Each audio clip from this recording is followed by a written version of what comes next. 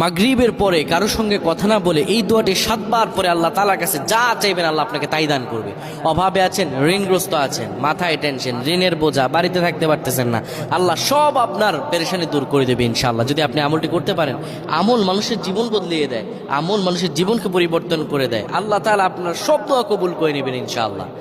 মাগরিব নামাজের পরে কিবলামুখী হয়ে থাকবেন, কারো সঙ্গে কথা বলবেন না, কারো সঙ্গে কথা না বলে কিবলামুখী হয়ে আপনি পড়বেন আল্লাহুম্মা আজরিনা মিনান নার, আল্লাহুম্মা আজরিনা মিনান নার, আল্লাহুম্মা আজরিনা মিনান নার।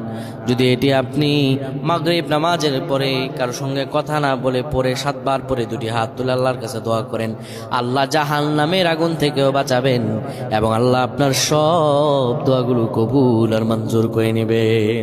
আল্লাহুম্মা আমিন।